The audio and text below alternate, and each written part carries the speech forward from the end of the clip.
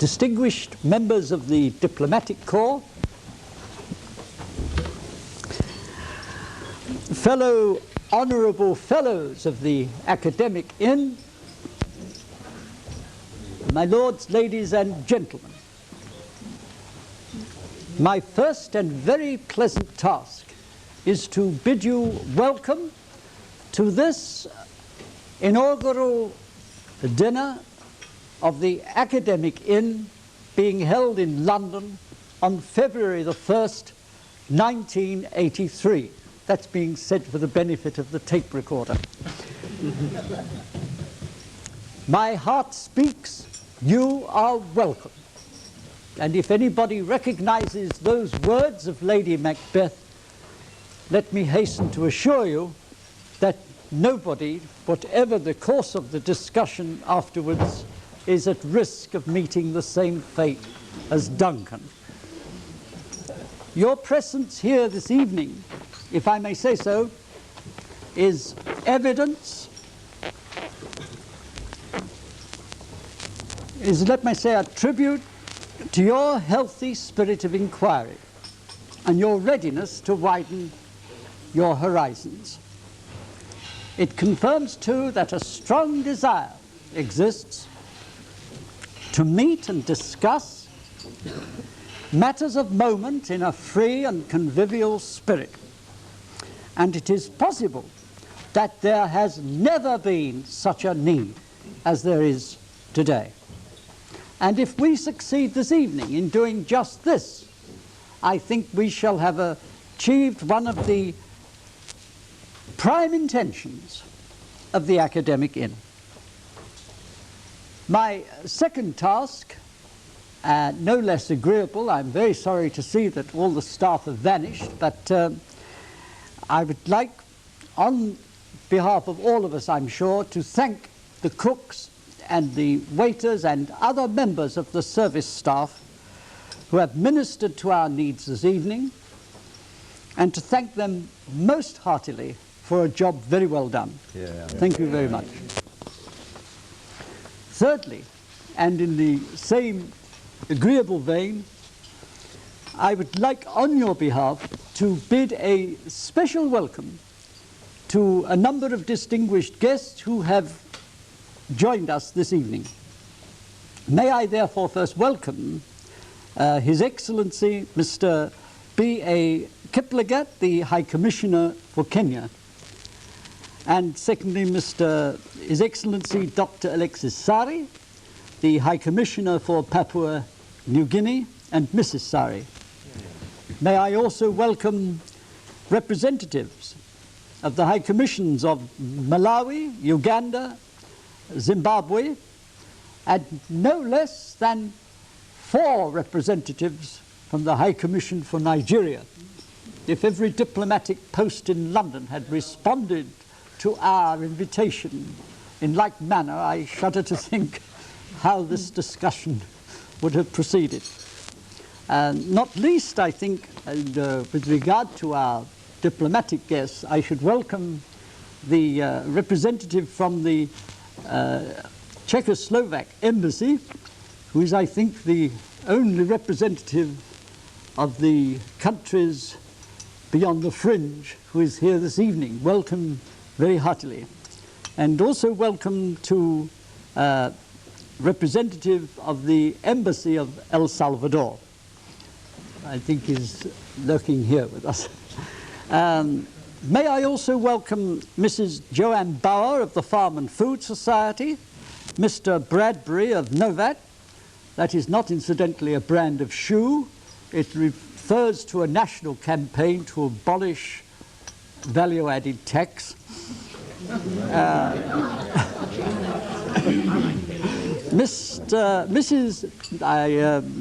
I see that Mrs. Claire Burnell has been unable to come with us. She's here. Oh, I'm delighted to see you. Welcome, and also another colleague from the Institute of Cultural Affairs, Mr. John Coleman of the Anti-Common Market Organization, Jean and Catherine Gimpel, the art historian and medievalist.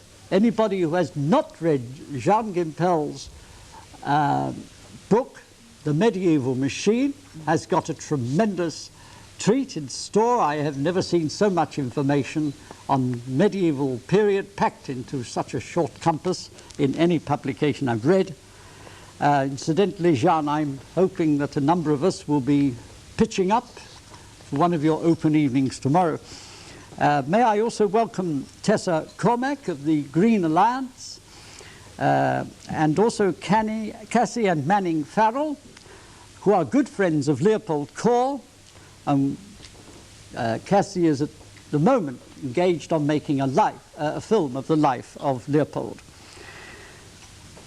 May I welcome Mr. Hack of the Commonwealth Development Association, Mr. Richard Hauser, the distinguished philanthropist, who has sponsored a number of notable causes over many years of public service, Dr. Lopez Real, the scientific advisor of the Agricultural Research Council, and Mr. C.S. Major, a director of the British Agrochemicals Association Limited, who doubtless will have something to say on the subject in the course of the discussion. May I welcome to Kate Saunders and Jenny Shepherd of Goldsmiths College, two students who very kindly given their time to come here to videotape these proceedings without charge to us. Thank you very much indeed. May I also welcome Mrs. Diana Schumacher, representing an extremely distinguished family name, Mr. Oliver Smedley, who is a household name and who campaigns tirelessly for the cause of free trade, Dr. Thilo L.V. Ulbricht, the senior scientific advisor to the Agricultural Research Council, Mr. Peregrine Walker of the Focus Group, which is concerned with rural development, Miss Irene Watson of the World Federalists, and Des Wilson, the chairman of the Friends of the Earth. If I have omitted from that brief list any names that people who feel perhaps they should be included, my humble apologies. All offences come from the heart. None came from mine. My fourth task is to convey the greetings of a number of people, only a few of them, who are unable to be with us this evening, most of whom are abroad. From Edward Goldsmith, the editor of The Ecologist, I'm very glad to see his colleague Nicholas Hilliard has been able to join us this evening.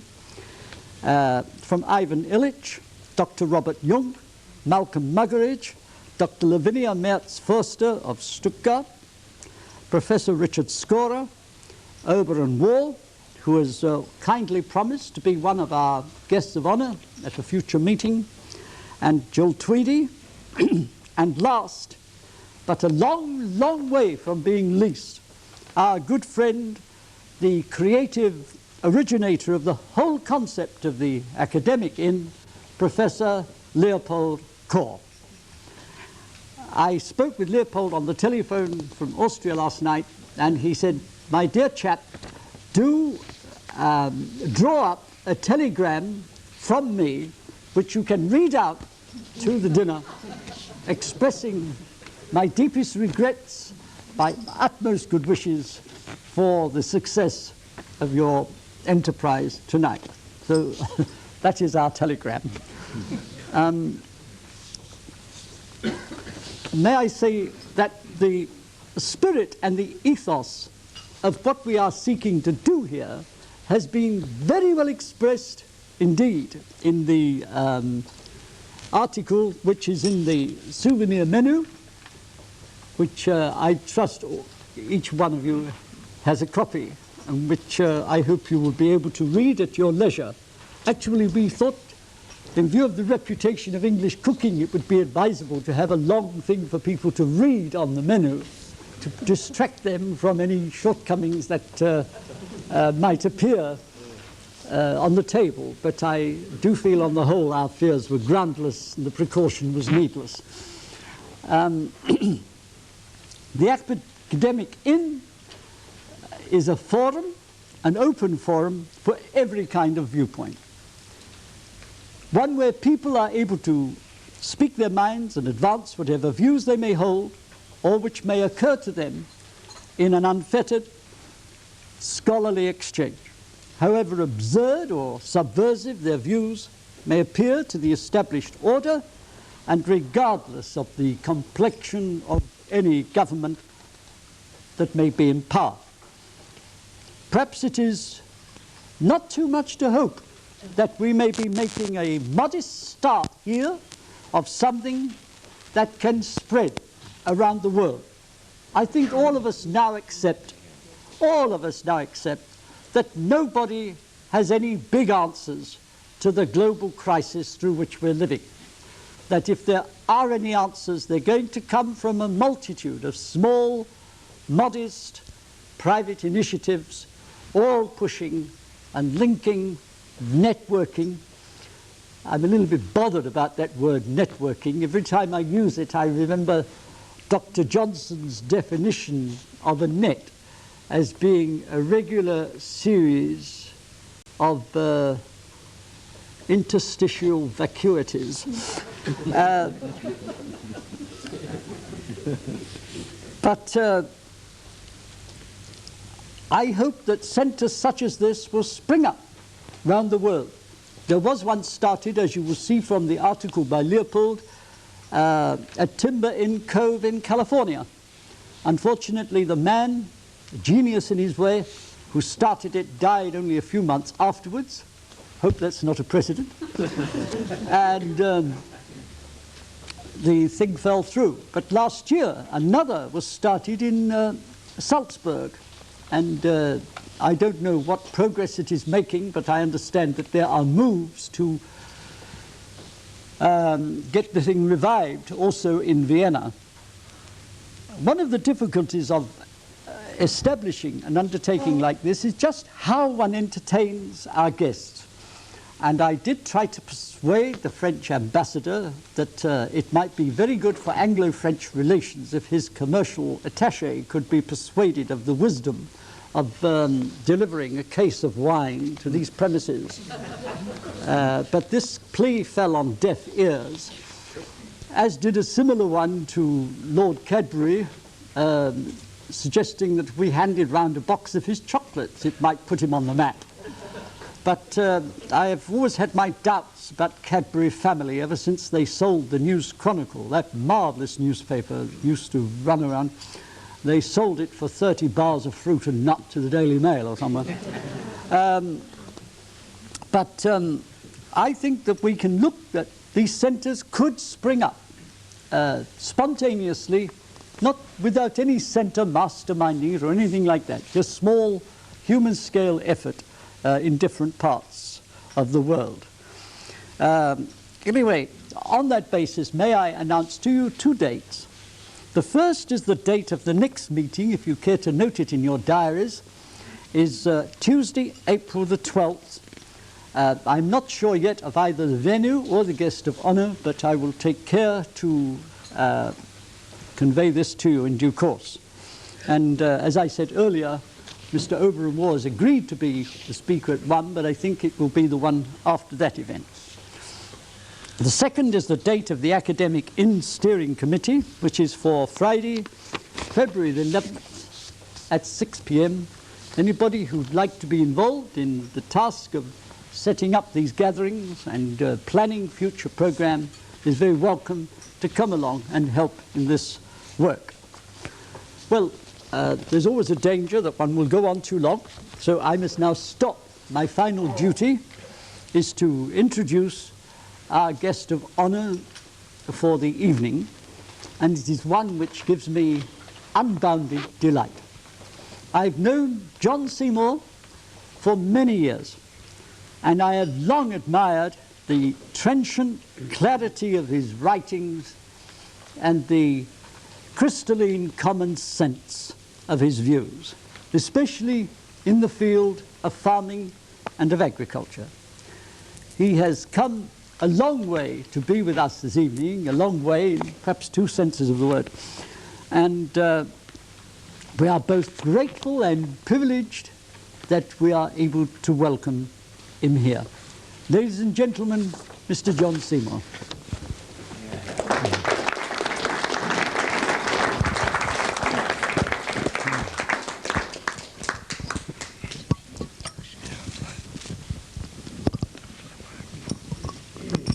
See? Yeah, wired up.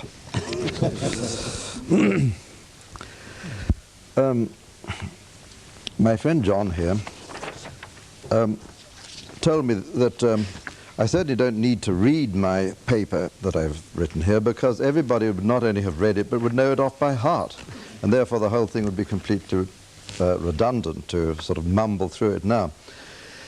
And in any case, when I look around the tables and hear who is here, I realize this paper that I've written is all about English or British agriculture. And there's nothing else in it except what refers to the agriculture of these islands. And therefore I think I'd do far better to forget all about it and talk a little bit, well, first at least, about my experiences of agriculture in other countries, for example, Africa.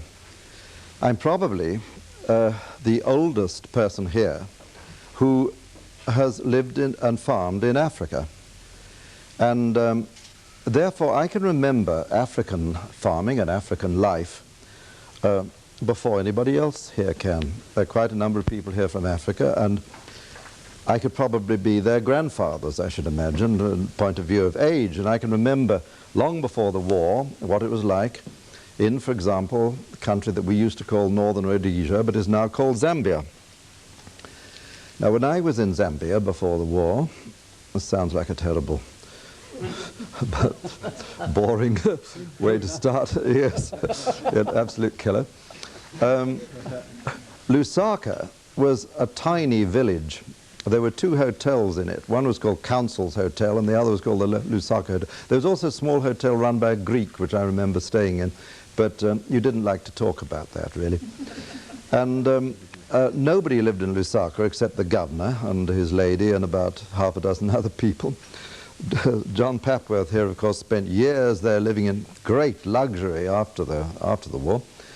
And I traveled all over Zambia, inoculating cattle, sticking needles into cattle, to get rid of a disease called contagious bovine pleuropneumonia. And I'm glad to say we succeeded in doing it. But I spent years doing this. I went to, I won't say every village in Zambia, but I went to every village in what we used to call Barotseland, and now no doubt it's called something else. I believe it's called the Western Province, isn't it, John? Yeah. And the one thing I remember about the villages of Zambia is I never came to a village that wasn't prosperous. I never saw a hungry person. I never saw a person who seemed to me to be poor. I saw plenty of people who didn't have any clothes. I saw hardly any people at all who had things like motor cars, motorcycles, radio sets and things like that. I didn't have one myself, any of those things. I never saw anybody hungry. I never heard of anybody being hungry. I never heard of anything like famines. I never heard of unemployment.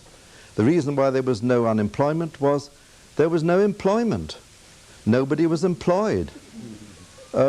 There were no jobs. Nobody wanted a job. What the devil do you want with a job if you've got everything you need? You've got your house. Anyone that I met could build his house in a day with the help of his neighbors. They used to build the roof on the floor, on the ground. They'd build the roof. It was a conical roof like that, a perfect circle. Then they would build the walls, perfect circle. Then they'd pick the roof up and put it on top of the walls. And in a day they would have a home. And I've lived in those homes, and I can tell you they were damn comfortable. They were far more comfortable, in my opinion, than the rubbishy homes that we pinkies used to live in.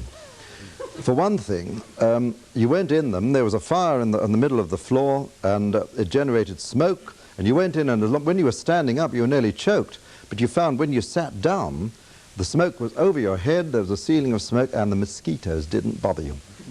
And they'd got it all worked out, and it worked extremely well. Now I'm told, I went to Africa again after the war, and I flew around in a flying machine, and I looked at all these places.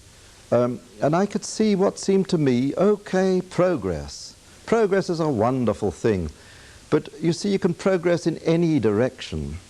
You can progress in the direction of better life for people or worse life for people. And I went to Lusaka and I could see people streaming into it, leaving their villages, leaving their land, their little bits of land that they had on which they could grow all the food they needed. The wild bees that nested in the trees, you could always get plenty of honey, and you could brew the most excellent beer from it. They were swarming into Lusaka for the flesh pots, as they thought. And I don't know what Lusaka is like now, because I haven't been there since just after the war anyway. But I read things in the papers. I read of people being hungry, people in the villages being hungry. In the days that I'm talking about, they didn't need any aid from anybody. They would have despised aid. We used to turn up in these villages, and I had people carrying stuff and all the rest of it, and there'd be about 24, 25 of us. We'd turn up in the village. We would be welcome. There was always plenty of beer. The little children looked healthy and fat and beautiful, and there would be prosperity. I think the right kind of prosperity. I don't think the ownership of an enormous number of electronic gadgets from the other side of the world that can do all sorts of wonderful things, think for us and all the rest of it. I don't call this prosperity. I call it just befuddling our minds with a lot of unnecessary and irrelevant nonsense. Prosperity means a good house, waterproof, mosquito resistant, plenty of food, plenty of beer, plenty of good drums to make good music, a good culture, a culture that is an ancient culture and has not been corrupted and disturbed and ruined by too rapid transitions to other cultures or the impact of other cultures from other parts of the world, which possibly are no better, no more cultured, no more, their traditions are no better than the traditions that they're having impact upon. And that is my definition of prosperity. And I'd like to see Africa progress. I want to see it progress. I want to see it go forward into the future. We mustn't turn the clock back. We're always being told. You can't turn the clock back. Well, of course you can. Anybody who's got a clock can turn it back if they want to. We must have progress, we're told.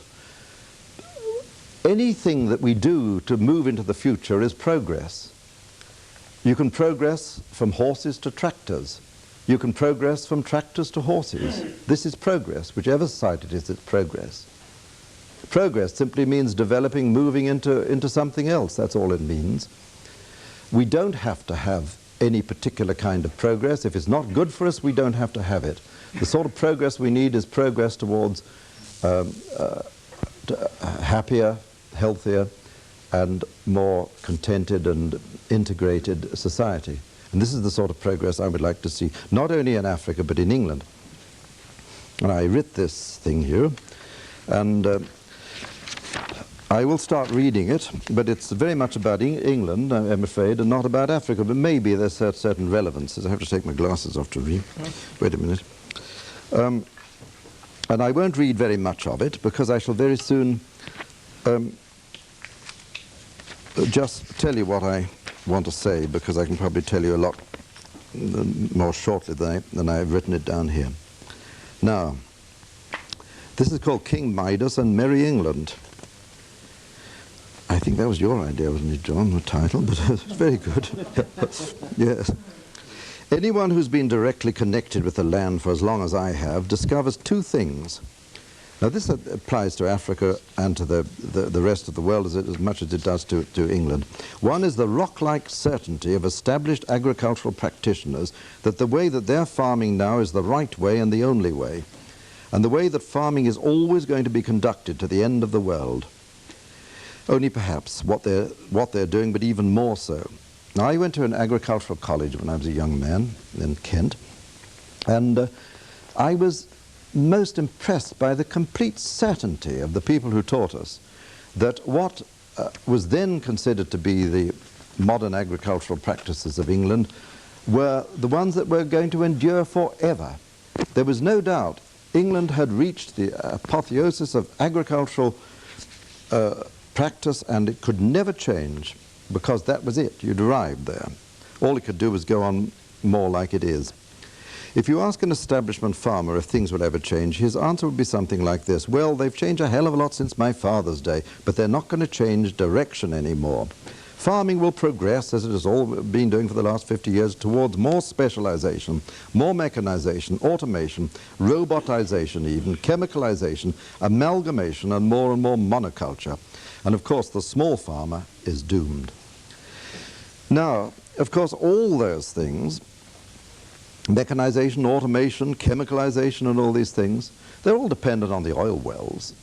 But this is rather I suppose, a trivial consideration, but they are all dependent on the oil wells. Somewhere down here, they're here, I see it here now. I stood with a highly mechanized neighbor watching horses ploughing at a ploughing match, and he said to me, I suppose you'll think we'll come back to that when the oil runs out. And I said, I'm damn sure we will. And he said, I won't, because I'm going to give up ploughing and I'm going to use paraquat. Now, paraquat is a particularly filthy poison which comes from the oil wells, which you spray on your land and it destroys everything, and then you can direct drill into your stubble and you get a crop, and probably quite a good crop. And so I said to him, where do you think paraquat comes from? And of course, he suddenly realized it comes from the oil wells, of course. And therefore, when the oil wells run dry, not only will he not be able to run his tractors, but he won't be able to shove his poison on his land because there won't be any. So farming is going to change. And not only that, but the whole direction it's going in is going to change too. And there's only one thing that we amateur futurologists can be sure of, and that is that the future won't be anything like we think it's going to be. Agribusiness is already under heavy strain in the big agribusiness countries like this one. I know several large farmers who are getting very near to what I call the black hole situation. I have a friend in Sussex. I've known him for years and years and years. He's got 1,200 acres of very, very good land, wheat land, and he's also got some downland on which he has sheep. And he's a good farmer in my way of thinking, because he's got 3 herds of cows, he's got animals on his land, he's got sheep, he's got a big herd of pigs. I hate the way he keeps them. He's got 600 cows on concrete all their lives, and I don't like the humanity of it, but the farming of it I think is quite good, because at least he's putting some muck into his land. He's employing more people on that 1,200 acres than most agribusiness farmers. But he's getting near the black hole situation. I think he employs 12 people now. The last time I was there, he had 12 people. Well, it's too much for 1,200 acres nowadays, we're told by our agricultural economists and our agricultural advisors. It's just too much. He's got to sack them. He doesn't want to sack them because their fathers worked for his father and all that stuff. But he'll have to sack them because otherwise he'll go broke. He's constantly having to invest more and more money. He invested the year before last in a huge range of grain elevators. To pay for this, he's just like a dog chasing his tail. To pay for this, he's in the 3-ton club. He grows 3 tons of wheat per acre now. He does this with enormous inputs of chemicals, enormous. He admits it himself. Nitrogen, I think, is something like 4 tons to the acre of 20% nitrogen he puts on. He runs out every morning when his wheat is growing with a big magnifying glass, poking around looking for little bugs or some new disease, and they have diseases now that I never heard of when I was at agricultural college. You couldn't possibly learn the names of them all. And then he has to rush back and get on the phone and order some more spray. And every one of the sprays he puts on costs more than the land was worth in his father's day. And last year, I know he put because I asked him, he put on 8 sprays on his wheat during the growth of the crop. There were 8 sprays put on it, all poisons, fungicides, insecticides, bactericides, herbicides. You see, he's got no men to hoe, so he's got to use herbicides to kill, eliminate weed competition. He hasn't got enough animals, although he's got more than most people, therefore he has to buy these enormous quantities of fertilizer to put on his land. And because it's monoculture, it's white straw, wheat and barley, nothing else, he has enormous inputs of these bactericides and things like that, because monoculture invites disease, always. If you get enough of one species together and year after year you grow the same species, the pests and diseases of that species will proliferate, and they do so on his farm like they do on all the agribusiness farms. Now this is fine, and it can go on, and after all his father only used to grow 2 tons of wheat to the acre. This man grows 3. But the inputs that his father used to put in per acre were, you can probably say, nil. He probably put some basic slag on occasionally to shove a bit of phosphate on. He may have got some Chilean nitrate because it was all the rage in those days. But his inputs of nitrogen, phosphate and potash were practically nil, and his inputs of sprays were nil because the damn things hadn't been invented in those days. When I started farming in Essex, or working on farms in Essex when I was a boy, none of these things, not one of them, had been invented. There were no sprays used on the land in those days. Now, right, we're growing, the best farmers are growing 3 tons of wheat to the acre. In those days, the best farmers were growing 2 tons. The average in Britain now is under 2 tons to the acre. So if you take the country as a whole, we're not so much better off in yield per acre than we were then. But if you take input into consideration, we are abominably badly off. Nearly all these fertilizers come from outside this country. The nitrogen all comes at the moment from the natural gas wells, and they're fizzling out. And very soon the North Sea will fizzle out with its oil as well. And what is going to happen then? Now, I don't want to see the countries of what I call the third world. I don't know why. I think it's the first world myself. I don't want to see them going down this road because it's the wrong road. I believe it's the wrong road. I believe it's the road that leads to famine, to starvation, to terrible balance of payments problems, to borrowing money from all sorts of people, and to becoming hooked on this disgusting thing which is called aid, food aid. Africans before the war, they did not need food aid. They could grow their own food. They knew how to do it. We couldn't teach them how to do it. They could have taught us an awful lot. They did it. And if they didn't do it, then they starved to death. And I never heard of any of them starving to death. Maybe they did up around the Sahara or somewhere like that, I don't know. But during the war I went all through Ethiopia and Kenya and what's it called, Tanzania, and all those countries. And up to the war, people were prosperous and they had enough food. They didn't have a whole lot of junk, Japanese junk and English junk and German junk and American junk. They didn't need it. They had enough food and they had their own culture. It was a damn good culture. Now, every culture in the world can benefit by contact with other cultures. And I'm not saying that they should be insular and not go and find out what's happening in the rest of the world. I wouldn't say that at all.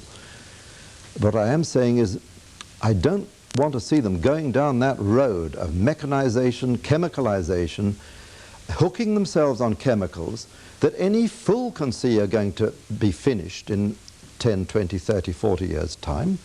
What the devil is the good of inventing a kind of agriculture that is entirely dependent on soluble nitrogen when you know perfectly well that your sources of it will have dried up in 40 years' time?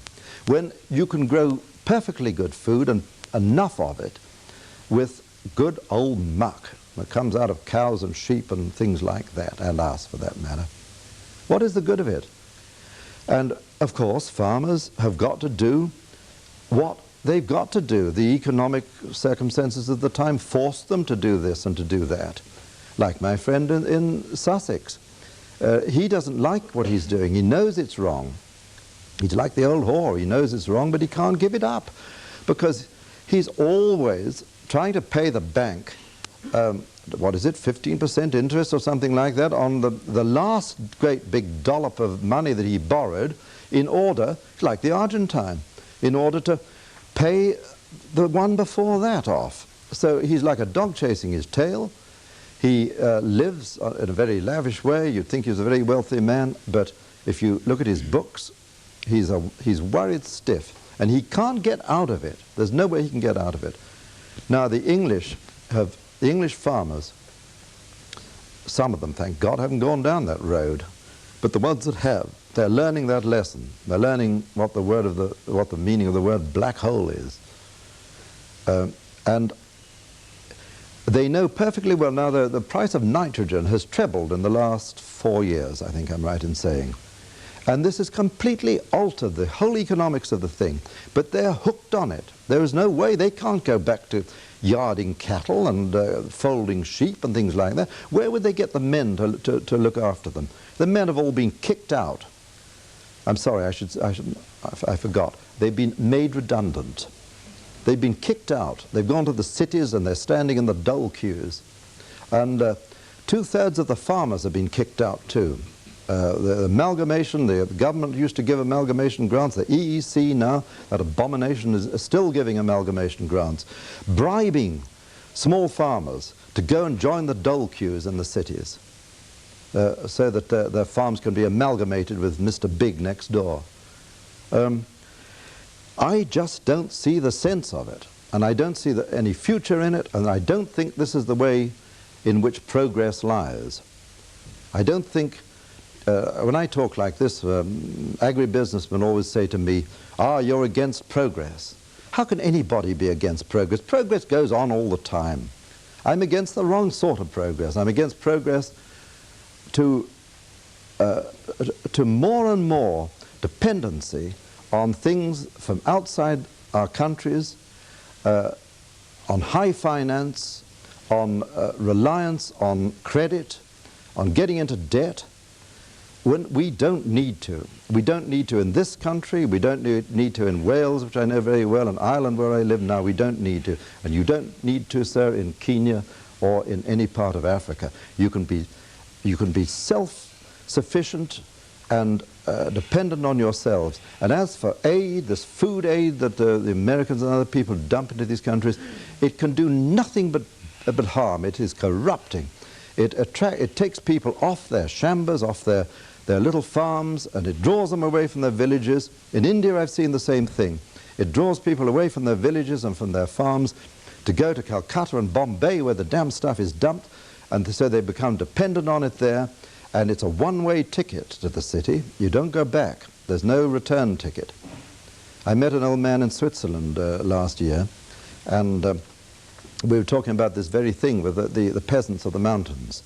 And he said to me, a mountain peasant is like a rock. It's easy for him to go downhill. It's very difficult to get him to go up again. And I think this applies in Africa, in India, in England, in probably the United States. In fact, in every country in the world. In the end, the only people who matter a damn are the peasants, the people who grow the food. The rest of us, we're all flowers, beautiful flowers, but we've got nothing to do with the roots and the leaves, the photosynthesis part of it. Where I don't like to use the word, and I'm not going to use it, because probably you can all imagine what the word that I wanted to use was. But the only person who is an honest person in the world is the man who grows food. And we are destroying them. All over the world we're destroying them. We're luring them into the cities. In Ireland, where I live now, the government, the policy of the government has been to eliminate the small farmer, eliminate the peasant, amalgamate the farms, bigger and bigger and bigger. Get more and more Japanese and English and West German and American investment to start making a whole lot of stupid little electronic gadgets which are worth nothing to anybody. They're useless. And then with the money that they thought they were going to make from this, then Ireland can buy its food.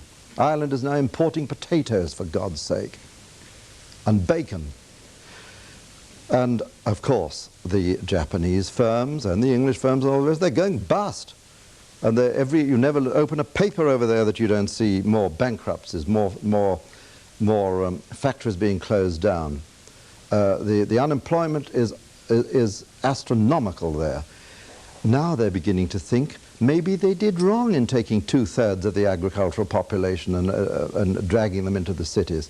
But they can't get them back again. They don't want to go. They go on the dole.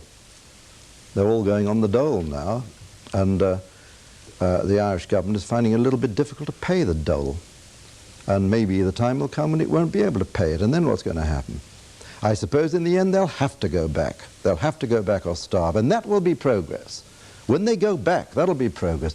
When the millions of people in Lusaka go back again to the villages and insist on their birthright, and their birthright is their own piece of land, when that happens, that will be progress of the right kind. And that's really, I think, all I've got to say. Thank you.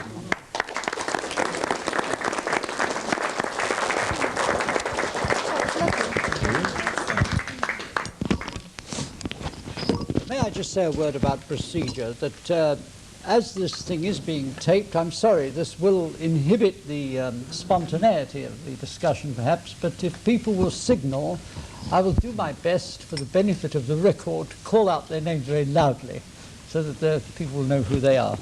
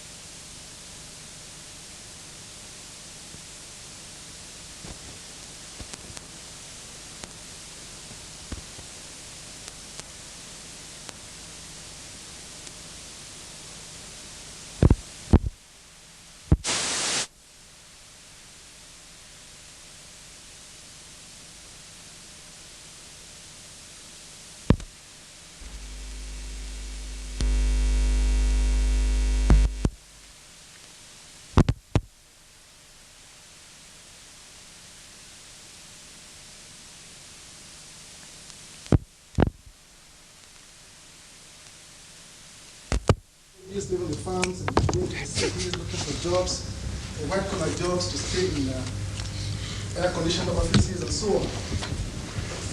Well, this is a problem that has been recognized by my government. And probably many of you are aware that my government is embarking on what they call Green Revolution. That is the system to entice the people back to the farms. We used to grow a lot of crops, food crops in those days. We were not starving, we were eating a lot of whatever we wanted. But now we find that we are importing some of these things we used to grow in abundance. This is a big problem which is facing us, but the problem has been identified. How to tackle it, how to solve it is the problem. A lot of people have tried to advance reasons for this state of affairs. Some have blamed the colonial type of education which we had in Africa, which placed much emphasis on white-collar jobs. When the colonial colonial masters first came, they trained people to work in offices, the civil service, or as teachers. And when these people graduated from school, when they went back to their villages, they were wearing very beautiful dresses, shoes, and they seemed to look down upon the rural men. Now gradually, as education became more widespread, we found a lot of people concentrating more on white-collar jobs. People were not trained to use their hands. People were not encouraged to stay in their small localities, in their small environments, to continue with their traditional way of life. Well, that is one reason that some people have advanced for the present situation we find ourselves in. Some other people also think that, well, it is the wealth, the solid mineral wealth that many countries in the third world have acquired that has made a lot of people abandon their farms to go to the cities where they feel they can get jobs in factories and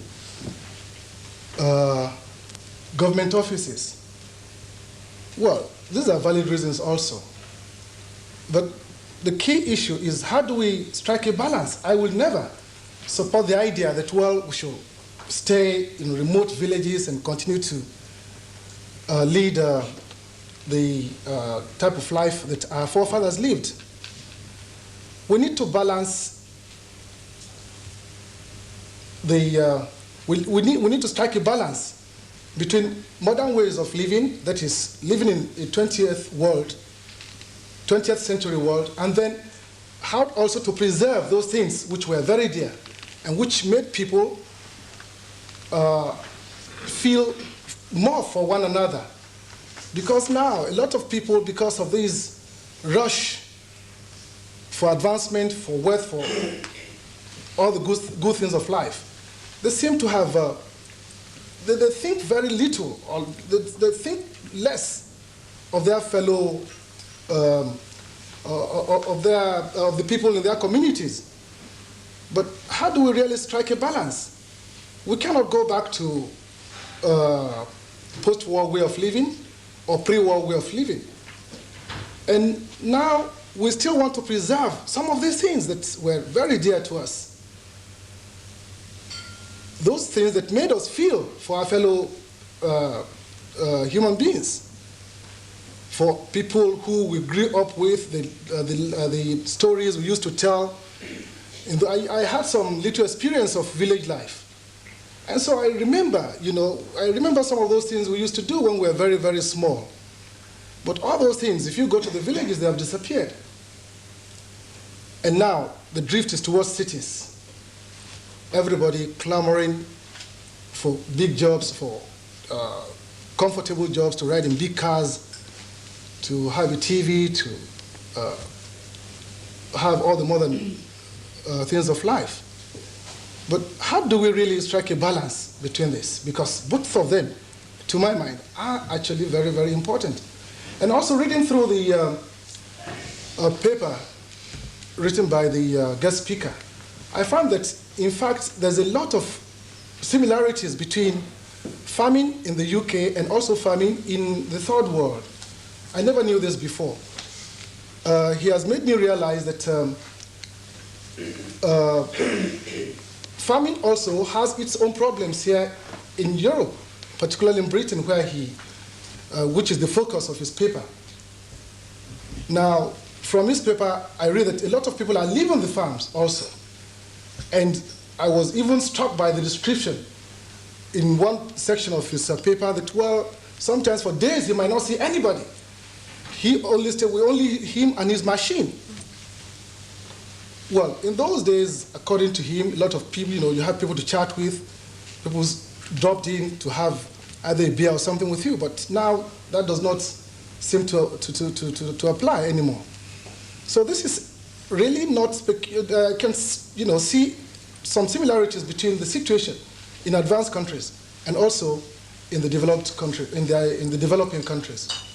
But how do we solve the problem? How do we really attract young men? Because the emphasis should be on young men. How do we attract them back to the farm? And how do we bring back those good old days that we all still remember? And, well, maybe through our discussions, we may have some brilliant ideas about this. Thank you, Mr. Chairman.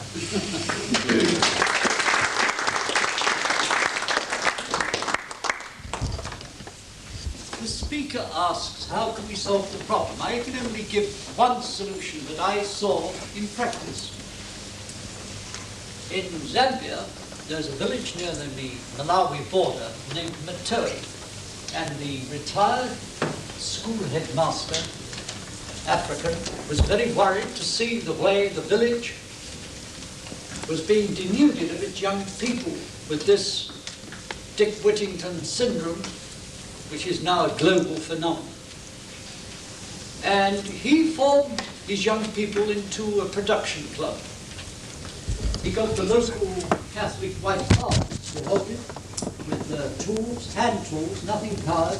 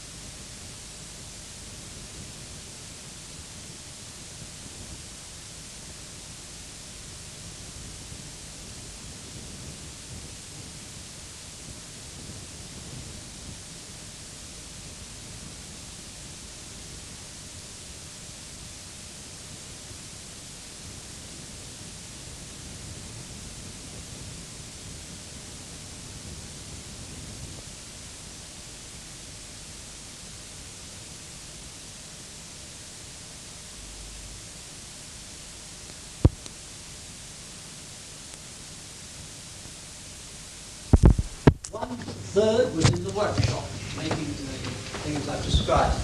Another third was on their fields, on their land. And the third section of the day was spent on their parents' farms.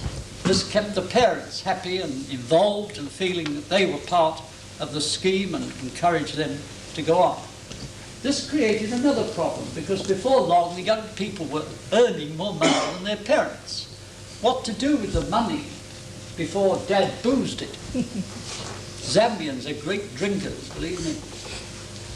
Highest per capita consumption, I think, if John will excuse me saying so, in Africa, if not elsewhere.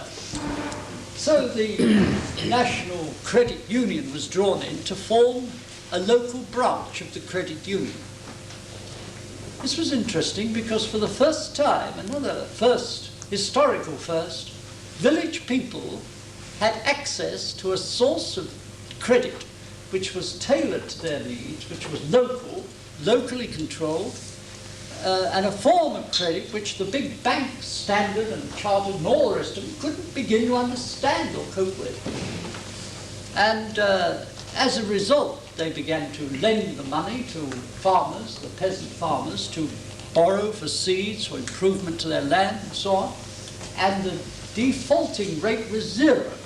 And what was also zero was the drift of young people from the village to the towns. It stopped. Nobody, the core, the spirited core, of the club was phenomenal. They created something themselves. The headmaster didn't try to run it. And much of my time in Zambia was spent in seeking to establish the machinery where that kind of thing could be replicated. But perhaps you have some other views.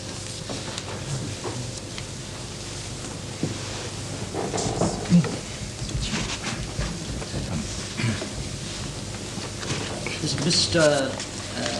Sari, Alexis Sari, High Commissioner for Papua New Guinea. Mr. Chairman, I think to put the earth a bit of a level, I have to come from the other part of the world to make a few comments.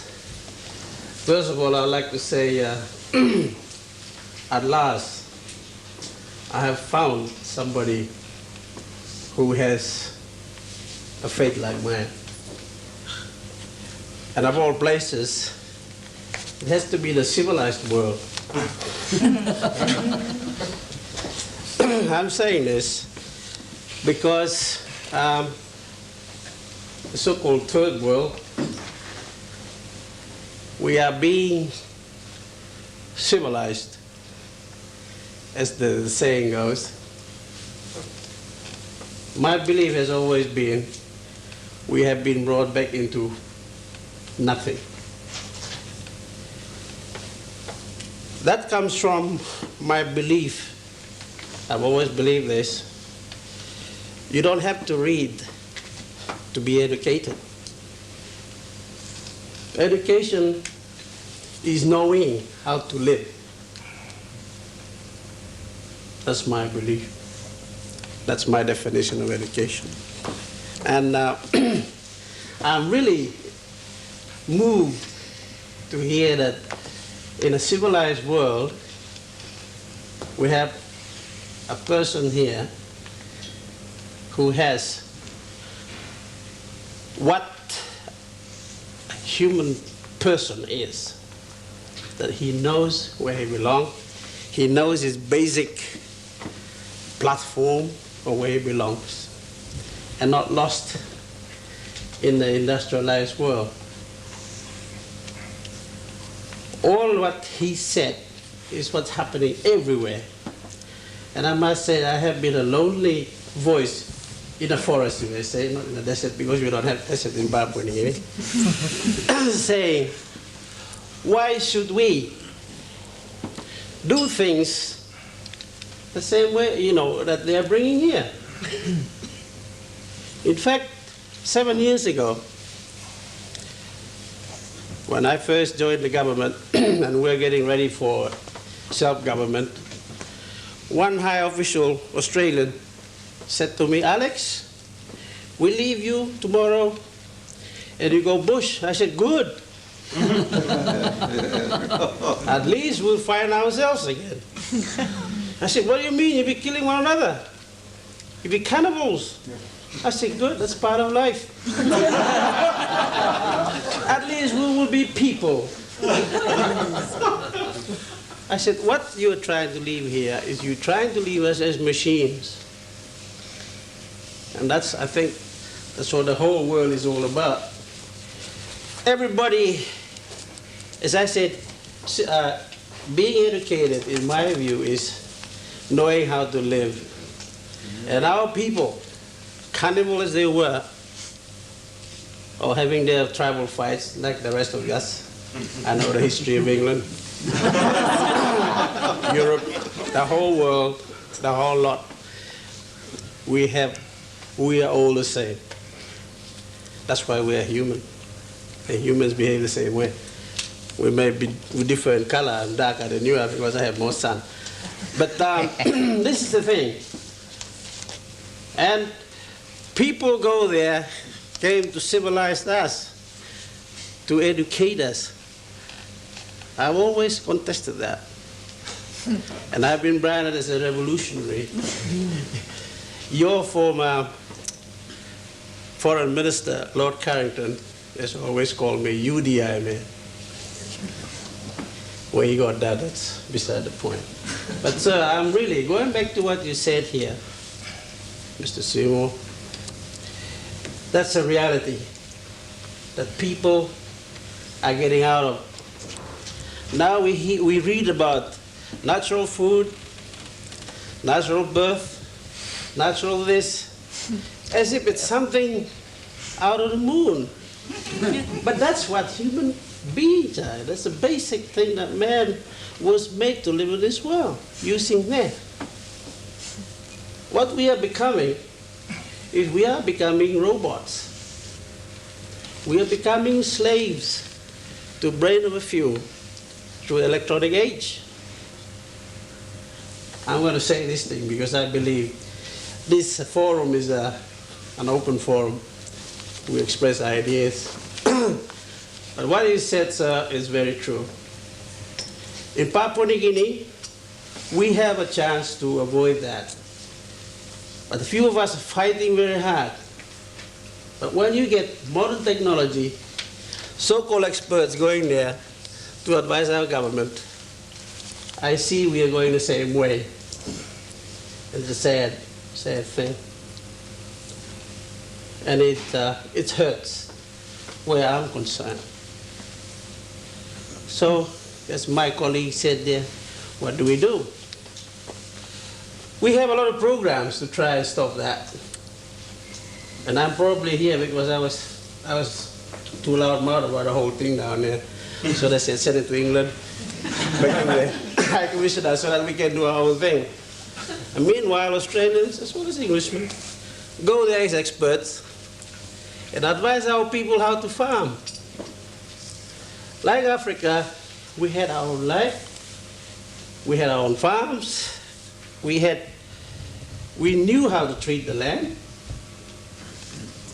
Our land is porous and volcanic, and you cannot use a plow to go deep, because when you do that, we have tropical rains, it washes away the soil.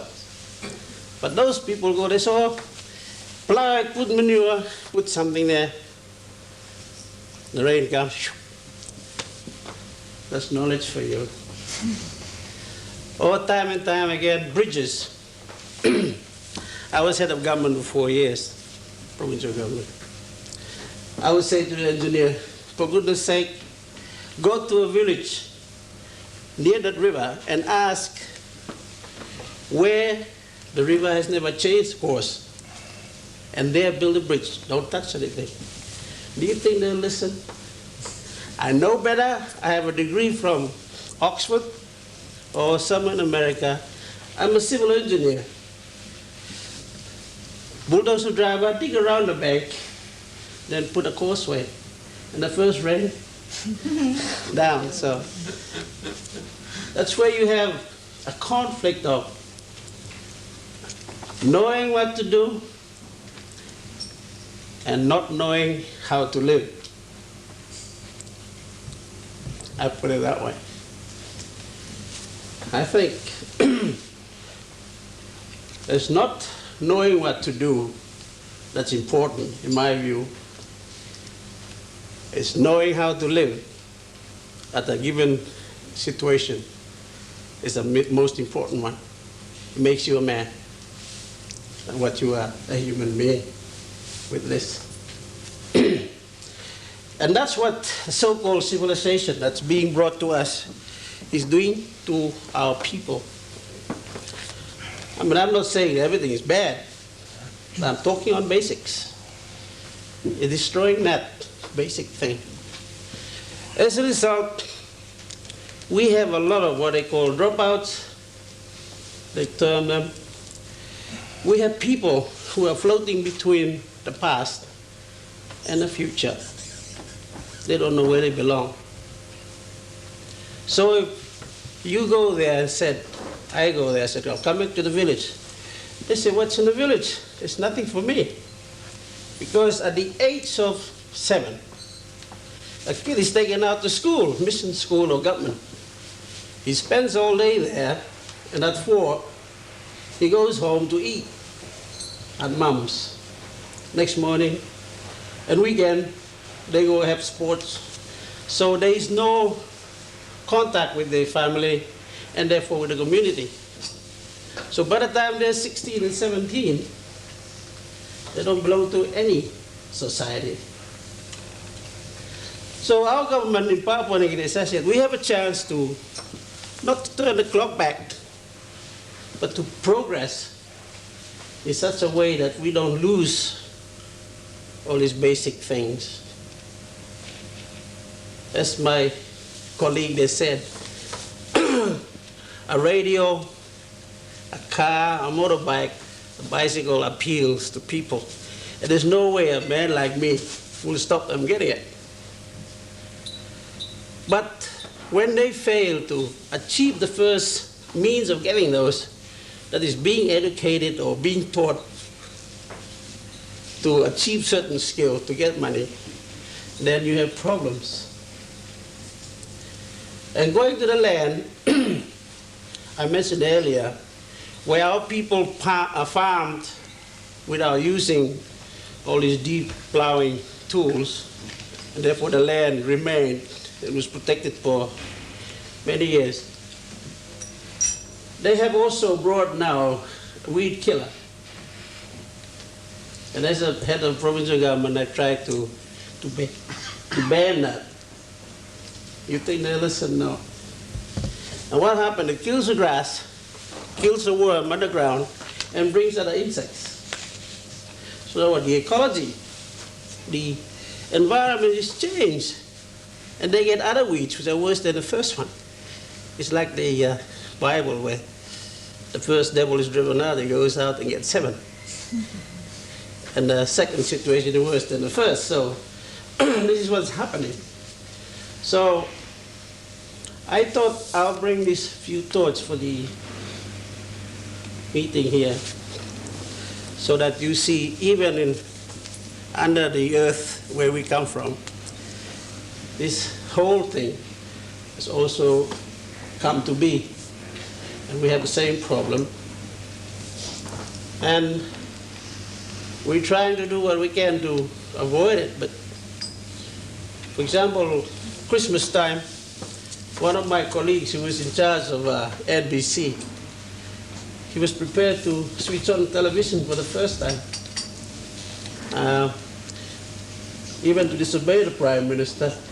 The result was he was fired, so he doesn't have a job. But those are the sort of people they have. The poor, I guess, or middle. And so life goes on. I can go on, but there are a lot of things in this. And but I'd like to say again, it's really something to hear, and a surprise really, to hear Mr. Seymour talk in such a way that he still can be a man, an original man, in a place where anybody is so bombarded with modern technology that you don't know anymore where you belong. So I hope this meeting can make a little impact on the way people's attitude towards life. And thank you very much.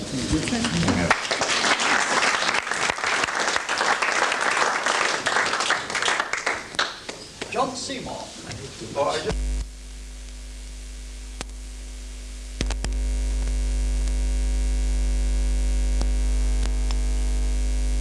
New Guinea, surely the best use to put them to would be to eat them. So they would do far less harm. Mr. Farrell Bradbury. That makes me distinguish more fear and trepidation, because I'm just going to tell you all, I'm a technologist. Are there any other technologists here? Yes, I'm right. We don't seem to be doing too well. However, I think we have to admit that we have problems. That's why we're all here. And whether you like it or not, it's technology which is going to solve them. The population on this planet is expanding at a rate which would not allow the methods of yesteryear to support them. whether we like it or not. Now, I'm not in any way defending the very wasteful and counterproductive and poisonous techniques, and I 100% agree with everything John Seymour has said. But he's only said how. Well, he's only asked how. And this I find extremely refreshing coming from representatives of the Third World, because I don't hear British politicians asking how, or any politicians in the developed world asking how, because they know it. They continue to make a mess of it, but they all know the answers.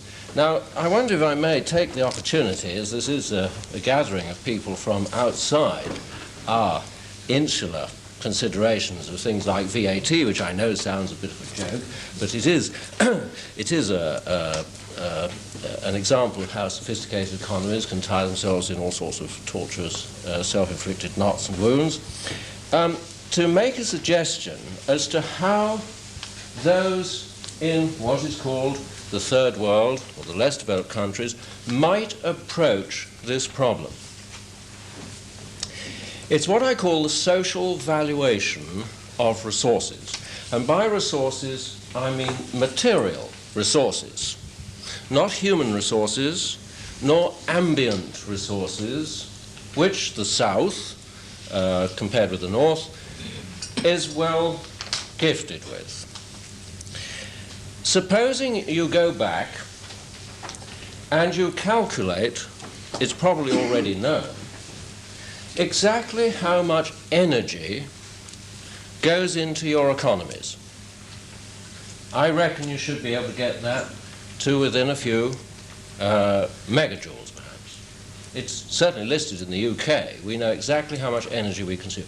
Now, that is an input, not of human effort, but of material resource. And it doesn't matter how the energy is used. At some place, it filters down to fertilizers, transport systems, transistor radios. There are all sorts of things you can think where the energy is used. Now, if you then balance your national budgets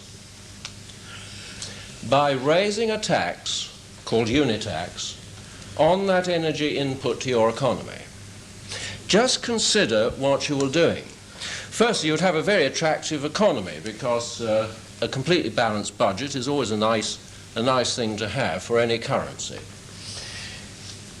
You would give a natural incentive for everything that you've been asking for. Living in cities tends to be more expensive.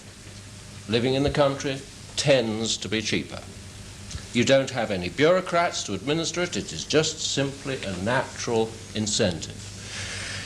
The motorcycle, which you've mentioned, would cost more, but it wouldn't be prohibited.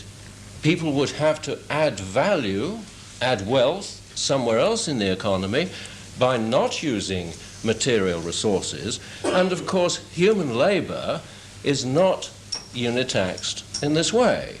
And you have plenty of labor, so that you create an incentive to add value, to create wealth, and yet to limit and to conserve material resources.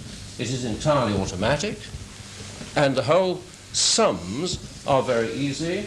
You don't need a sophisticated communications network, you don't need inspectors, you don't need form filling, you don't need high literacy. It is something which can be applied particularly well, I would have thought, in the developing world. That will, of course, leave us with our problems, and we're fighting for those.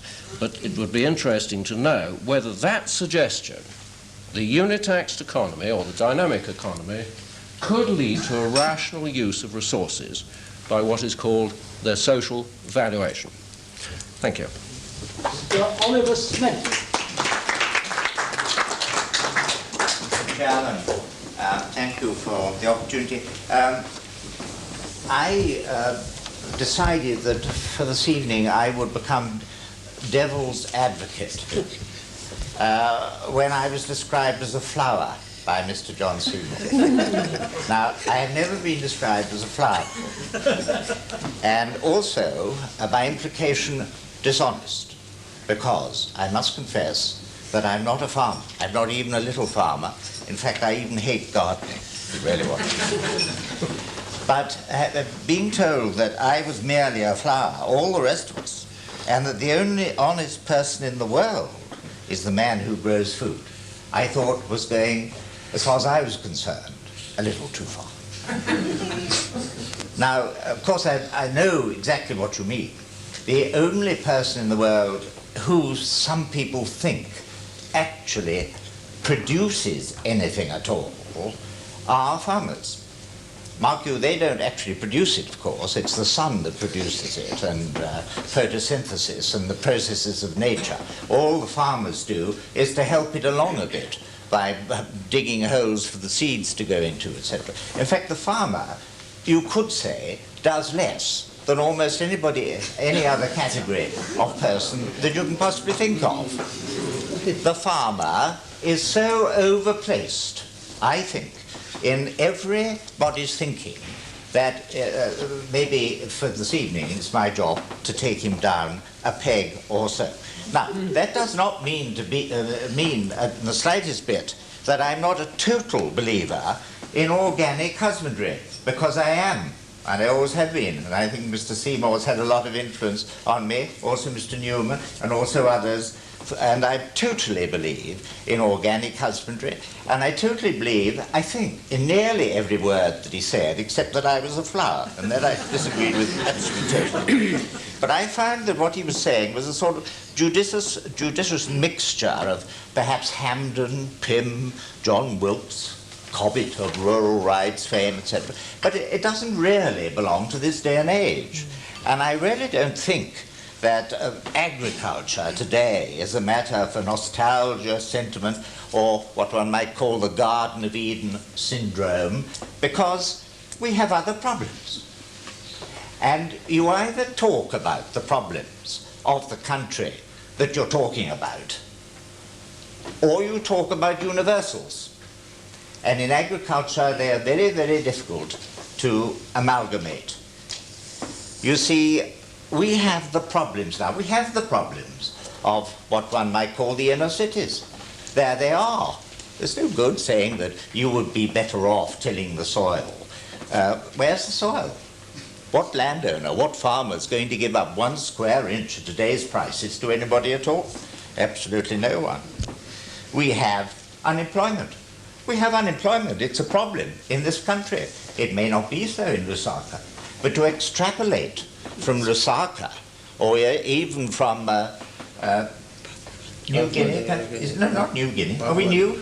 Papua New Guinea, Papua, I must get it right, Papua New Guinea, or from anywhere else in the world, even Argentina or South Africa or whatever, because the problems are different on every little bit of territory in the whole world. And in this country, what we have to talk about is agriculture in the context of what's going on here now in this country, not what's going on in Lusaka. That's got nothing to do with it. I had a jolly good lunch in Lusaka once. It cost me £350. I mean, it's very expensive. I shan't go there again in a hurry. Now, have you had one cheaper? Oh, well done. Well, you would. With all your push and pull, you'd be able to get it for nothing, actually. Anyway, and then we talk about prosperity in Africa and so on. And we talk about progress towards, now this was a bit of a cliche, if you don't mind my saying. Progress. What is progress? And there was a hesitation. What was progress? And this is what progress was. Towards happier, yes, yes. Healthier, yes, yes. More contented, yes, yes. Integrated society. Well, now, nobody, I believe, in the whole world could possibly fault that. That is a brilliant definition of progress anywhere in the world. But you've got to link it back again to the agriculture and farming in this country, which is what you said that you were talking about, and is what I think you were talking about. And it's no good extrapolating from Lusaka, Tanzania, back to Suffolk. Your friend in Sussex, who was or was not, yes he was. He was using artificial fertilizers and he couldn't stop using them. He was hooked. He was addicted and he couldn't get out of it. Now, if you go to Hong Kong, one of those prosperous countries, one of those prosperous islands, I would say, in the whole world, they don't produce any food at all. They do produce some in the Eastern Territories, but mostly they import it all.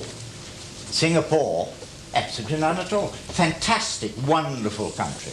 Wonderful, wonderful country. Singapore itself has moved up from being the 4th to, I believe, the 2nd biggest port in the whole of the world. Food? They don't bother about it. They import it all. They import it all. And if I may say so, there was a time before we, and I know I shouldn't really mention this in this company, but before we mentioned a certain organization of European countries which we did enter in 1972, with effect from the 1st of January 1973, we were the food market of the whole world.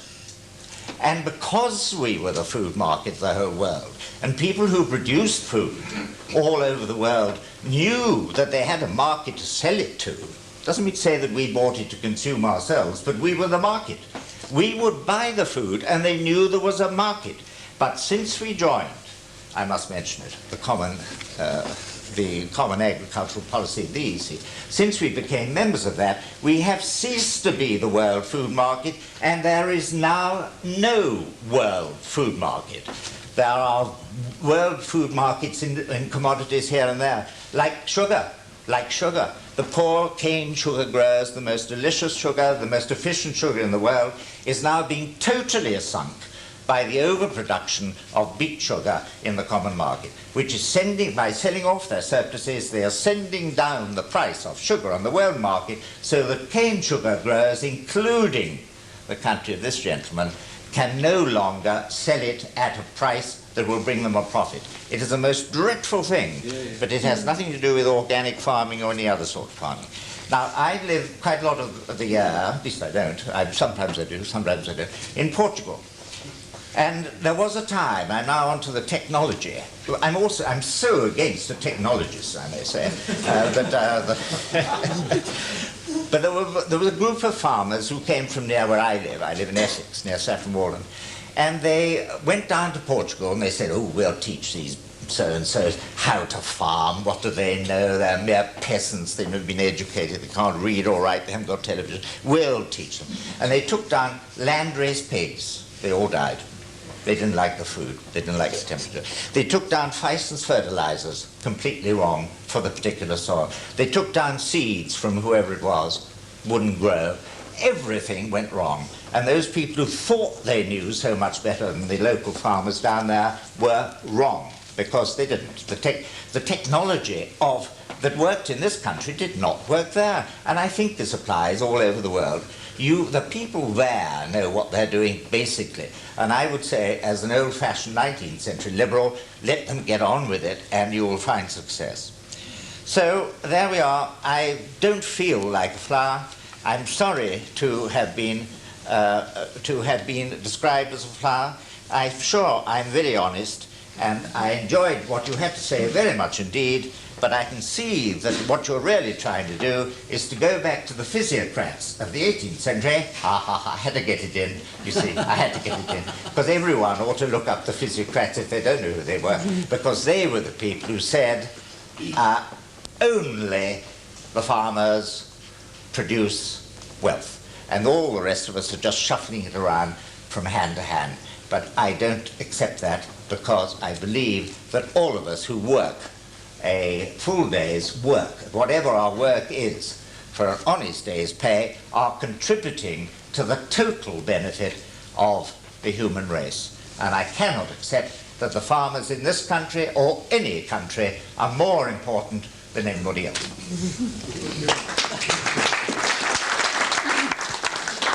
Mr. John Seymour is clearly a physiocrat. Our next speaker is His Excellency Mr. Kiplagat, the High Commissioner for Kenya. Thank you, Mr. Chairman, and I would like to congratulate you and colleagues, those who have worked with you to inaugurate this gathering together. I want to make a few comments, and maybe I will illustrate what I want to say by something that happened to me. I was once invited to a meeting of pastoralists. I come from Kenya, and quite a large part of Kenya have a lot of cattle, herds of cattle, and we have been trying to, quote, modernize. So I said to the meeting, there were these farmers, peasant, traditional farmers, as it were, keeping their cattle. And also experts coming from our University of Nairobi who are specialized in ranching. And there were people, practical people, who knew something about keeping cattle and ranches. And I was right in the chair. And listening to the conversation, to see the pastoralists who have not gone to school arguing with the doctorates, who have done doctorates in ranching, was most fascinating. And I had a very easy time, but most fascinating, learning a lot from both sides. And at the end of that meeting, something that struck me is quite often those of us who are involved and concerned with the kind of things we are doing, we tend to write off one side or the other. We simply say, right, those who are highly trained are coming in here to give us ideas which will not work. The other side will say, these people do not know anything and we need to teach them. I think the lesson I learned that day is we need one another. Those who have got a new knowledge about plants, about cattle, about soil, and so forth, in the technical sense, have a lot to contribute in this whole question of farming. But they must listen to those who know that area better and follow it and say, now, yes, there is a new idea there. There is something that we could put together.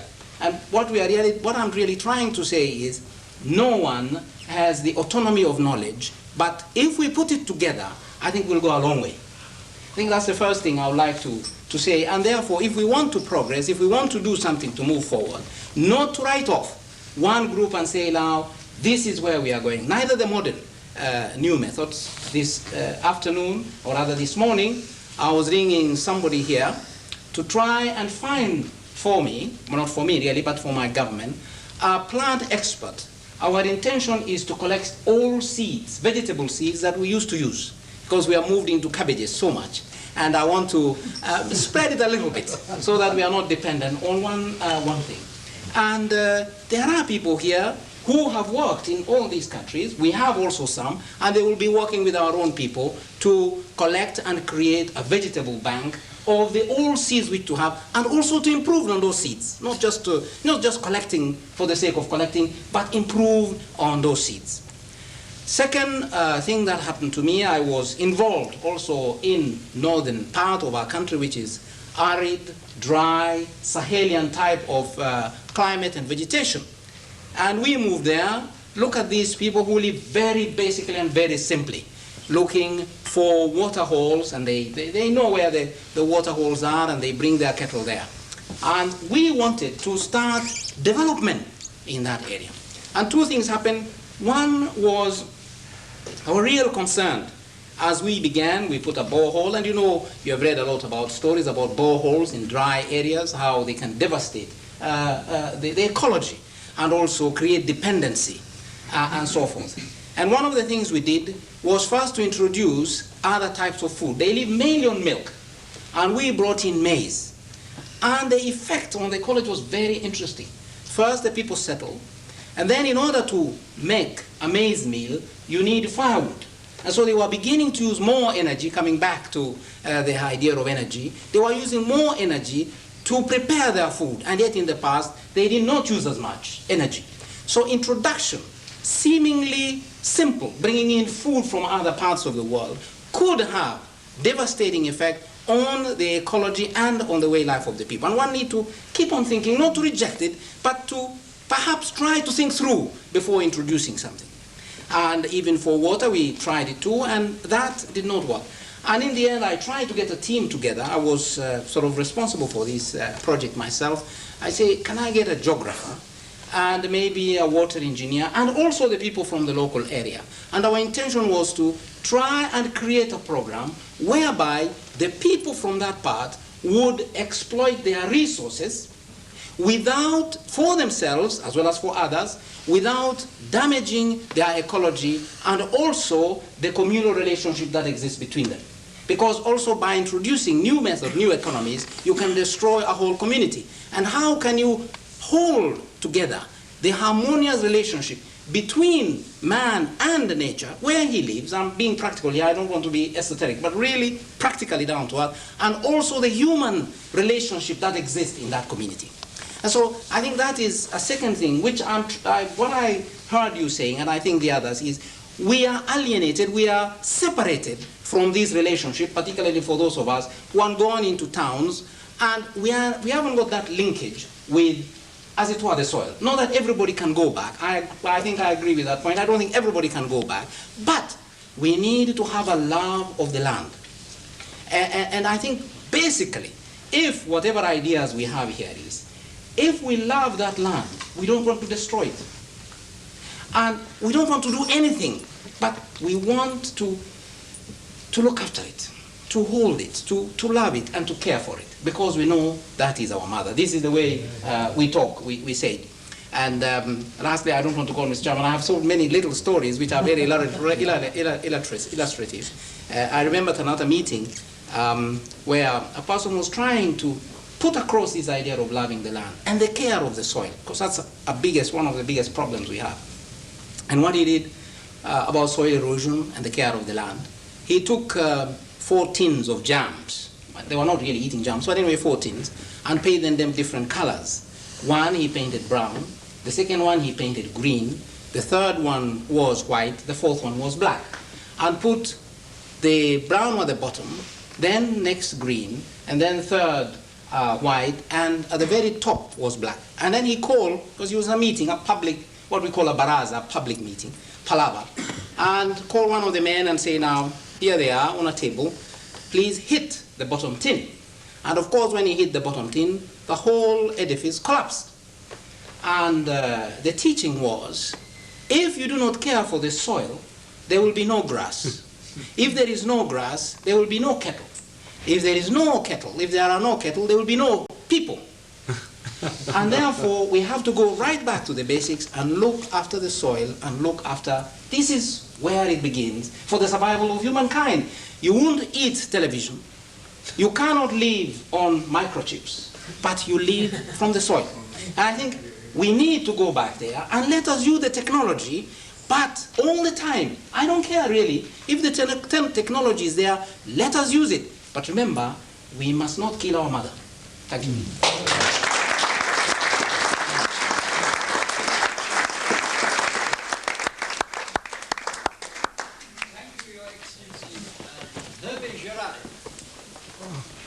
Since the analogy of the flower I was used earlier on, I've been contemplating the question as to whether I'm a flower or not a flower. Because on the one hand, I do live on the land in South Wales and look after some sheep and try and make the best of the few acres that I've got. On the other hand, I'm now in London. I've come in a motor car, and to some extent I do appreciate listening sometimes to music via the tape recorder that I've got, and so on. So I do appreciate some of the aspects of technology that we live with. At the same time, I recently read a phrase which says this: technology is the answer, but what was the question? And I think if we find an answer to that question tonight, we'll be getting somewhere. And it's a very, very difficult one indeed. I think it is fair enough to say, and it's correct to say, that the problems of agriculture in Britain are in many ways similar to the problems of agriculture the world over. And the gentleman who said that the problems of Lusaka or Zambia have nothing to do with the problems of Britain, I think, has not been looking at the facts. Everywhere around the world, people are leaving the land. In Britain, I think the process started and has been going on longer than anywhere else in the world. From the 16th century onwards, people were leaving the land. In some cases, were thrown off the land, and particularly this process accelerated during the enclosures and land clearances in the 18th century. Now, many people, or most people, did not leave voluntarily. At the time, new options were opening up. The cities were growing, partly because of the development of technology. All over the world, colonies were being taken by Western powers and by Britain in particular, and so the people who were thrown off the land or partly perhaps voluntarily left the land in this country did so because maybe they could get more land in Canada, America, or wherever. The process of people leaving the land has accelerated in Britain up to the end of the Second World War. It has continued to some extent since then. Less and less people are working the land now because of the amazing size of technology, tractors and so on that are available to us. But at the same time, I think it is very important to consider another aspect. The latest census in this country, which was came out, whose findings were published a couple of years ago, showed that one of the major trends in this country in the last 5 or 6 years, and indeed the last 10 or 15 years, is one of rural resettlement. And I would like to say, perhaps not entirely without the fact that many people have been reading John's books. I think John's books have helped this process of rural resettlement. And I think many people are thanking John and other writers who have been given people skills again, skills of working the land, that they can actually get back into the country and perhaps work a few acres. Now, it would be unrealistic to say that many of the people who have moved back into the countryside actually make a living from living on the land. But nevertheless, a major consciousness change is taking place in those people who have once again the opportunity to get back into the land. At the same time, the size of farms has been going up more and more. The average size of farms in Britain today is 150 acres, and the average numbers of people on 150 acres, 1 or 2 at the very most. Now, this type of farming is only possible with very, very massive inputs of fertilizers and chemicals and so on. And increasingly, we find that soil quality is becoming a problem, soil life is disappearing, the water courses are being depleted of their life, more and more nitrates in the water, drinking water itself is becoming a problem. This is a problem for Britain, this is a problem throughout Europe, it is becoming increasingly a problem of the third world. Now, I think it would be unrealistic to say that progress and the growth of cities and the advancement, if you like, of technologies is the only reason for people leaving the land in the third world. I think ecological problems in the third world are a major contributory factor now. The very fact that third world countries have been copying, unfortunately, Western agricultural methods lies partly at the root of this deteriorating situation. Because we have to realize that the soil depth in many third world countries, for a whole number of reasons, is often very much less than it is in Europe. And that because of the intensity of the sunlight and so on, European agricultural methods in many cases are simply not adequate and right for third world countries. We should, however, recognize that there are solutions to agricultural problems of this kind in the third world, which are gradually being developed and partly on the basis of very, very traditional knowledge indeed. Forest farming is one aspect of this, ways of cultivating the land, where you do not plow up the land, but you use trees, permanent trees that have been planted for that very purpose to feed you. And this is becoming a major aspect of the development agenda, if you like, of the third world. Because if one kind of development should be pursued with energy, it is this one, of finding ways of developing agricultural systems which are sustainable, which allow people to stay in place. And there the development aid may not necessarily come from Western technologists and experts, but they may come from the so-called most primitive people of the world. We've got to recognize that agriculture in itself, to some extent, is an artificial thing. For something like 2 million years, man has existed on Earth, not as a farmer, but as a hunter-gatherer, or as a small-scale farmer in tropical forests, like the Amerindians are still, or a few other groups in South America, or for that matter, in Papua New Guinea. When the gentleman over there, the High Commissioner of Papua New Guinea, said he would like, he always has the option of going back to the bush, he really put his finger on something. We've got to recognize that very, very few people in the world today still have that option of going back into the bush. The bush has disappeared, and it is time very, very urgent time to replant it. Agriculture itself may not be the answer of the agriculture of the kind that we use in Europe may not be the answer for many countries of the world. But as far as Africa is concerned, I had a very interesting conversation with a Nigerian friend of mine recently. We talked about the kind of crops that he used to grow in his village, that he used to live off in his village. And he told me that something very, very curious had come into his mind not so long ago, which was this, that many, many of the crops that his tribe was growing around their villages were called the trees of the governor. Now, why was this? It was because many of the trees that are now used in Africa are, in fact, imported originally from South America and from Asia. If you take avocado, if you take maize, if you take cassava, if you take most citrus fruit, if you take bananas, a very, very large proportion of African crops today originate in South America. The same thing, incidentally, is true of Europe. Virtually none of the crops we use in Europe today are actually of European origin. And I'm told that I have to finish soon, so I shall.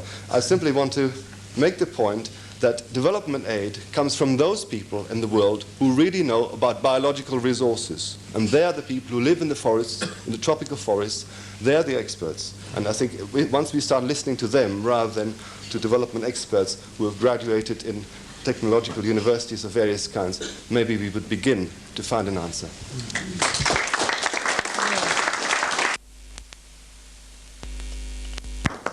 Did I see Mr. Robin Sharp wanting to speak? Mr. Robin Sharp. I'd like to preface my remarks by a note of sympathy to with the remarks made by the High Commissioner for Papua New Guinea, having read in recent years the particularly excellent newsletter on rural development in Papua New Guinea put out by I think it's the South Pacific Appropriate Technology Foundation called Yumi Kirapim. I think there is perhaps still some hope for the kinds of protection of traditional agriculture that he was talking about. But I think that for most countries, and particularly for the countries of Africa that have been a focus of much of our discussion this evening, that option certainly does not exist any longer. And I'd like to look at it for a second in the context of events since the World Food Conference, which took place in Rome, most of you remember, in 1974, and which framed its plan of action and statement, its declaration in a 10-year time frame, saying that within 10 years, this was a phrase of Henry Kissinger's, I think, which was incorporated in the final document, within 10 years, no child should go to bed hungry and no family fear for its next day's bread.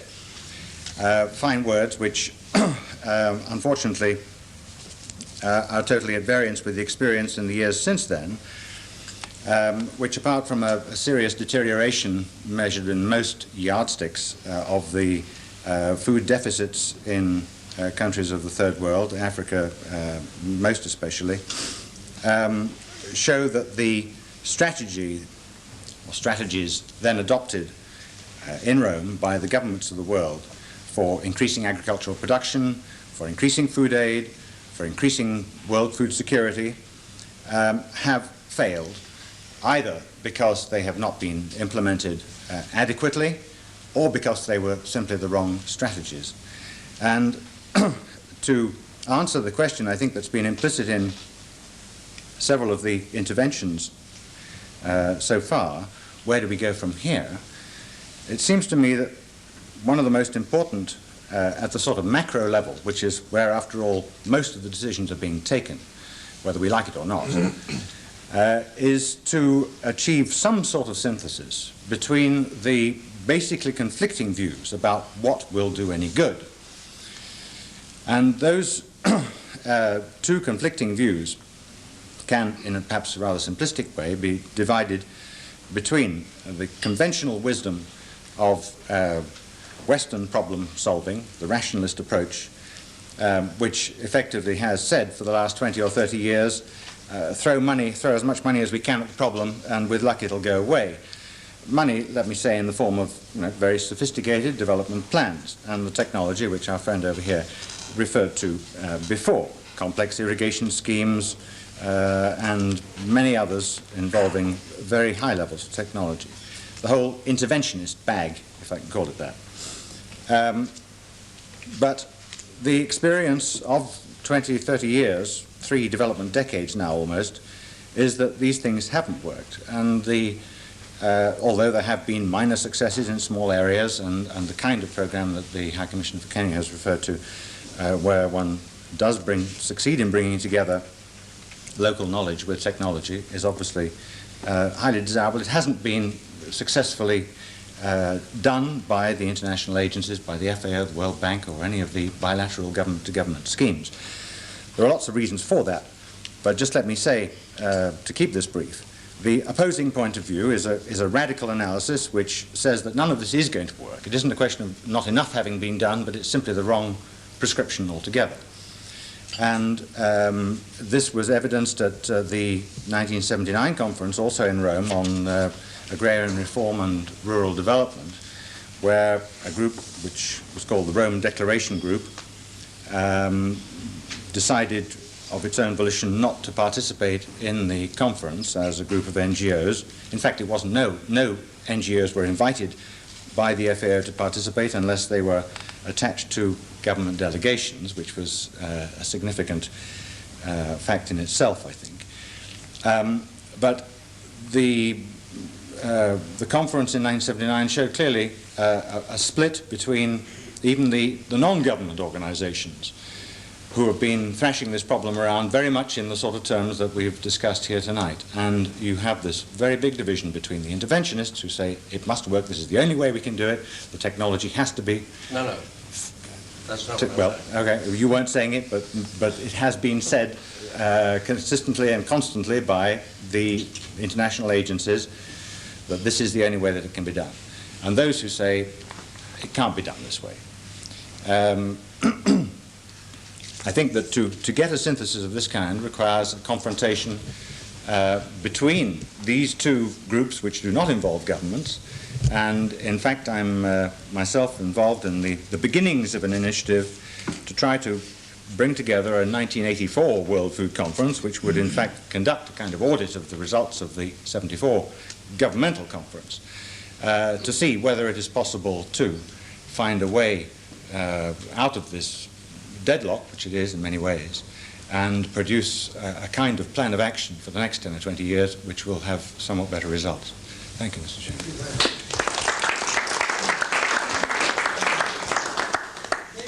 We're running over time. I'm now going to ask our guest of honour, John Seymour, to have the last word. Well, firstly, I'd like to say that I think Mr. Oliver Smedley is far too modest in disclaiming my compliment to him that I thought he was one of the flowers. Which one? We won't go into that. A rose, I'm certain. And of course, I made too strong a case for the case that the agriculturalists, that we all ride on the agriculturalist's back, which of course we do, but we must have tinkers and tailors and soldiers, unfortunately, and sailors and all sorts of people like that. And we can't all be farmers. We must have cities if we want civilization, because the two words are the same and the one comes from the other.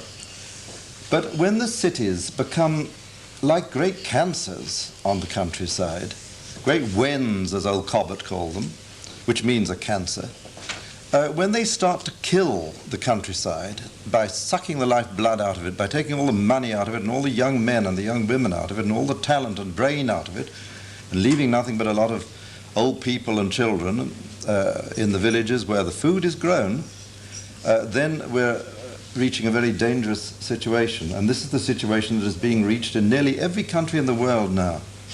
The brains, the talent, the young people are being sucked out of the countryside and poured into these swollen cities. The cities are no longer organic parts of the countries to which they belong.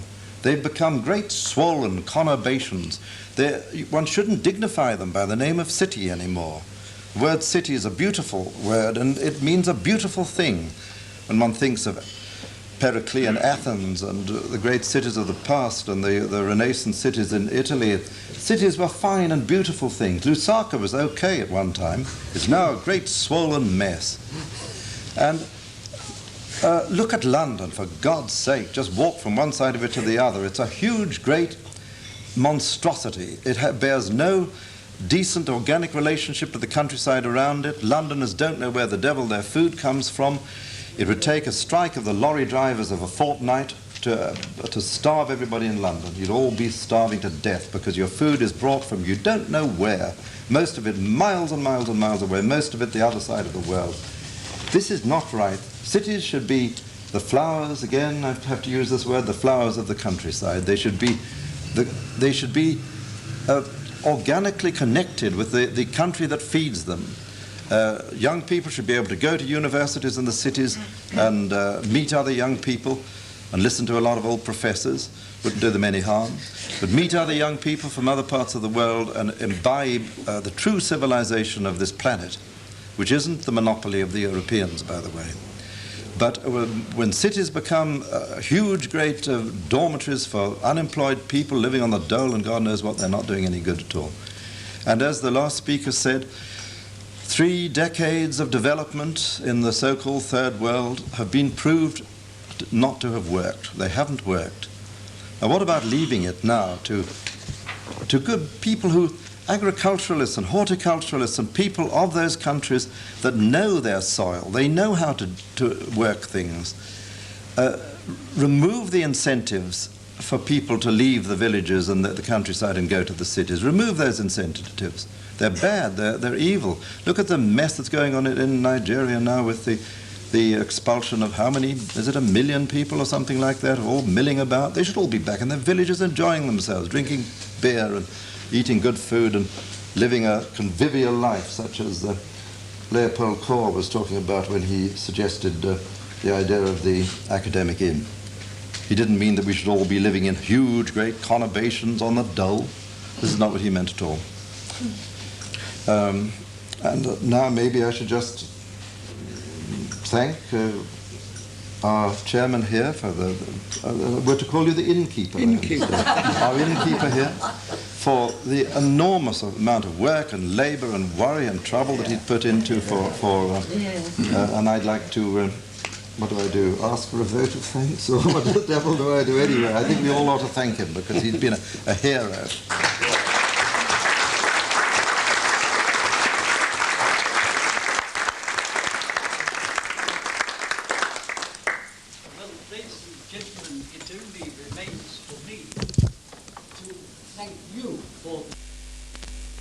You have given this modest little initiative to try to bring together thinking people to exchange views about one salient problem of the global crisis, of which God knows there are so many, and which will provide enough raw material for an endless series of meetings of the academic inn.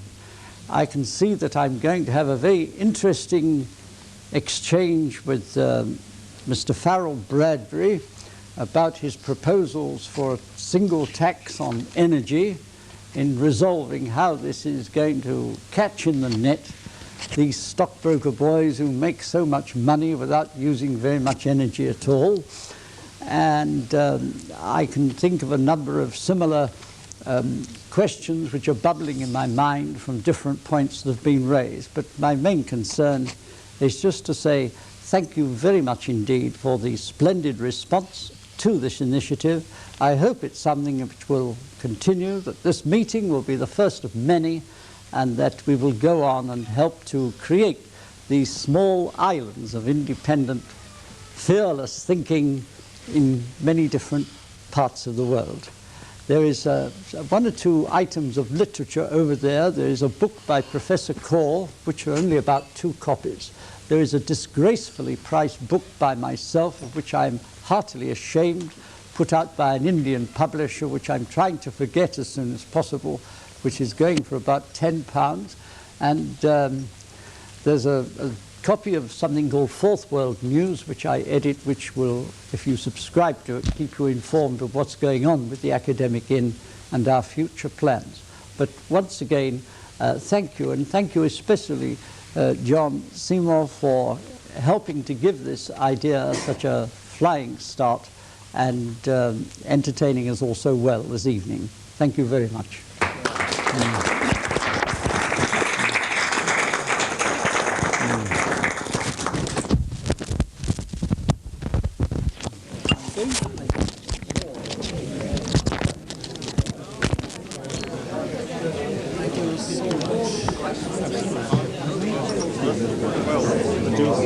Yes, yes.